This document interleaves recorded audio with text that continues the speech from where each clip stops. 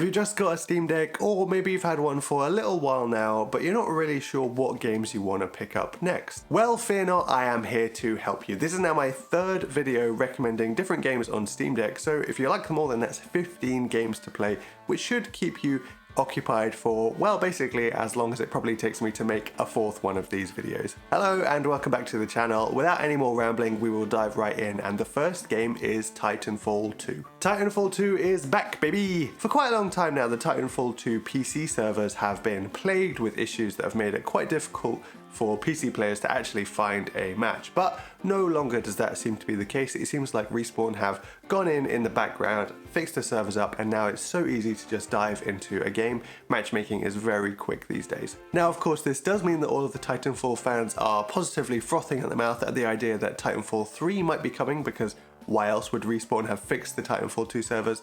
But in their defense, that'll be pretty awesome and would be something I'd be very excited about. In the meantime though, I've been getting my Titanfall fix by playing number 2 on the Steam Deck, and let me tell you, it runs really well on there. If you're not familiar with this game, it's set in the same universe as Apex Legends and really forms the sort of core basis of what people like about that game, the running and gunning, the fast movement, the parkour-like action. But it does include one additional element that's not in Apex Legends, which are these giant titans, which are these sort of big mech suits that after a certain period of time, when you've gained enough score, you can call these down and just wreak havoc on your enemies, and it's a lot of fun to do. It is a bit of an older title now, but all that means is that it runs really well on the Steam Deck. I haven't really often found it dipping below 60 frames per second, even on those default settings, and you can get quite a few matches out really before you have to reach for that charger to plug it in. The battery life is pretty decent. You will have to go through the initial setup of the EA app launcher when you first boot the game up, but it didn't take very long, at least for me, possibly because at this point I've run quite a few EA games, so that launcher's already good to go.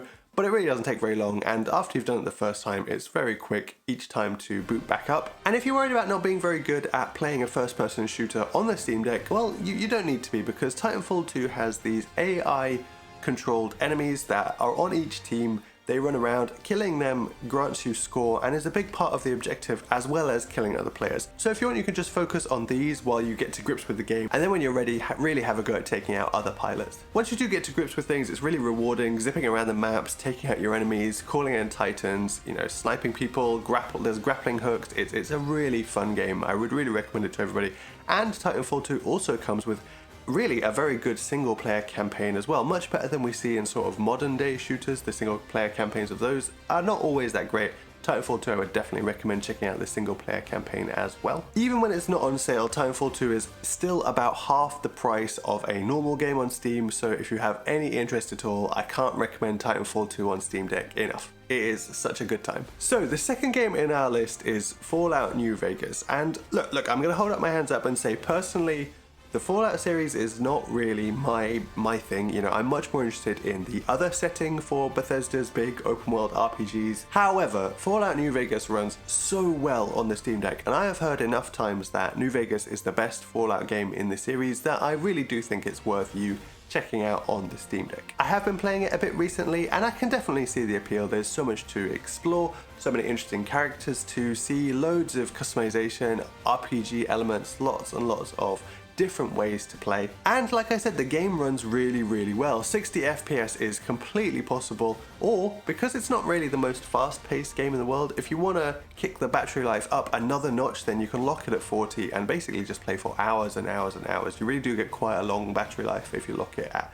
40 frames. And I've even seen a few posts online from people talking about how to mod Fallout New Vegas on the Steam Deck, so if you're feeling brave and you want to get into that modding scene, don't feel like you're going to miss out by playing it on the Steam Deck, because it does seem to be possible. And let's face it, modding just adds even more potential to each game, especially Bethesda games. The modding scene for those is just crazy, so it will provide you with hours and hours of fun. The apocalyptic wasteland setting might not do it for me personally, but I just had to include New Vegas on this list for anybody who's interested in these games at all, because I think it's one that definitely needs recommending. Red Dead Redemption 2. Now, there are a lot of people who would argue that Red Dead Redemption 2 is one of the best games ever to be released. So much care, so much time spent on the world. It's so immersive. It really is quite an incredible game. I have talked before about games that I'm just kind of amazed that they're on the Steam Deck at all, that they run on a handheld device, and Red Dead Redemption 2 is definitely one of those games. Now, I will say up front that you shouldn't expect to get max graphics setting 60 frames per second on Red Dead Redemption 2 on the Steam Deck. It's just not going to happen, it's not realistic. But what you can get is a decent 30 to 40 frames per second, depending on what settings you're playing with, whether or not you want to go more towards the graphics side or more towards the frame rate side. And honestly, I think that's enough. You're playing Red Dead Redemption 2 on a handheld, I think that's more than enough to be happy with. You get a couple hours battery life, which isn't amazing, but it's not the end of the world either. A couple hours is plenty of time.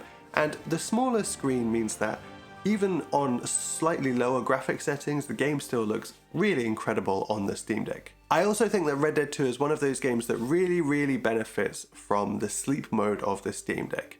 It's got a really long initial loading time, and missions as well take a really long time, and the checkpointing isn't always that great, so being able to just put the game to sleep partway through a mission and then come back to it fairly quickly, not be worried you're about to lose some progress, and also skip that loading screen is a really big benefit of playing it on the Steam Deck over PC, I think. Not to mention, like I said, Red Dead Redemption 2 in the palm of your hands is just crazy to me. I still can't get over the fact that we can play some of these games in handheld. This is another game that you could sink hours and hours into, and a world that you could get completely immersed and lost in, and that is why Red Dead Redemption 2 has made it onto this list. Okay, so game number 4 is Vampire Survivors. Now, when the Steam Deck initially got quite popular, when it had that initial wave that hit, Vampire Survivors was one of those games that everybody kind of went crazy for, and if I'm honest, that is completely true for me as well. For a few weeks, I was basically completely addicted to Vampire Survivors, constantly just saying one more round as I tried to survive longer and longer and unlock new power-ups, characters, and levels. This game, I think, really is perfect for the Steam Deck. You can play for a short time or go for a really long marathon session if you want. It doesn't require super intensive button mashing,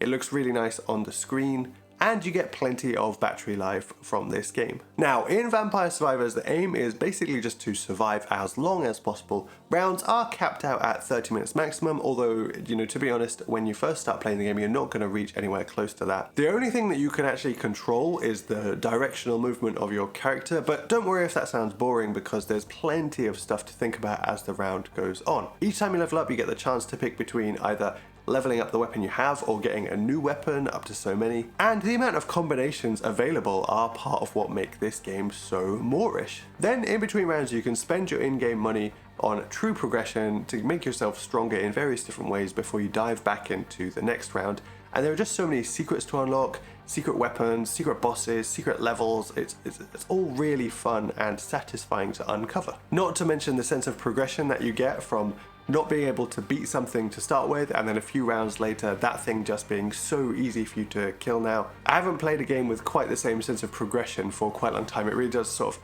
sink its claws into you and gets you hooked without you realizing, just by feeling that power up happening. The game is just so cheap too, and it's even got a couple of DLC now on Steam, so I really can't recommend Vampire Survivors enough. Just be careful that you don't get addicted like I did. And the final game on this list is Marvel's Midnight Suns. Now, this is a game that I thought about getting for quite a long time, but I never quite pulled the trigger and clicked that buy button until fairly recently. And I'm really glad that I did, actually. I'm slowly working my way through it still, but I'm having a really good time, and I think it works really well on the Steam Deck. I've been really pleasantly surprised with the story and the way that all the Marvel characters have been portrayed so far. I got the version on Steam which has all the DLC included, and for example, one of the characters that I just unlocked recently is Deadpool, and I think he's portrayed really well in this game. He makes plenty of jokes both to the other characters and also sort of to the fourth wall, to the player themselves, and I think it's very true to, the original character from the comics, from the movies, and it's just a really good time. And so far I haven't really come across any characters that I think are played poorly. I think all the voice actors have done a good job with it. The gameplay is a lot of fun as well. If you've not seen it, then Marvel's Midnight Suns is a mix of this card battler and strategy gameplay that's merged together, and I think it works quite well. There are random elements like which cards you're going to draw, but there's still enough nuance and enough combinations of card plays and mechanics that you can feel really clever when you manage to pull off a great combination to wipe out quite a lot of enemies in one go. Now, outside of combat, there is a lot of talking, so just watch out for that if that's not your thing. You can always skip it, but you probably miss out on a lot of story, so just be warned, there is a lot of talking in between missions, which you can go as deep or not as deep into it as you want. But then on the other hand, there's also lots of customization, you know, changing your deck up, character skins and costumes, that kind of thing, which I really enjoyed all of that stuff, so that's a big plus for me. Performance wise, the default settings do work out of the box, but I don't think they're the best. I think you should go in and tweak the graphic settings depending on whether you want sort of a more stable higher frame rate, or if you want to sort of lock it in at a lower frame rate and get a really good looking game. Although I will say that the game looks good anyway. And in terms of battery life, you can expect a couple of hours, which I know a lot of people want more than a couple of hours from their Steam Deck playing certain games, but you know what, it is a fairly recent game, so I think that's fine. Just be aware that it's a couple of hours, maybe 3 at the most, before you'll have to plug it in. However, I think if you love Marvel, then you should check this one out. It's a lot of fun. Well, there we have it. These are 5 more games that I wholeheartedly recommend to play on the Steam Deck. Have you played any of these? Let me know down in the comments, or if you think there are some games I should check out to put in the next Steam Deck recommendations video, then let me know as well. I always appreciate that. And like I said, I've done 2 more of these already, so if you want some more recommendations, then please do go and check those videos out. I really like making these and I really hope you find them useful. If you do, please do like and subscribe, especially if you want to see more content like this. Thank you so much for watching and I hope to see you in the next episode.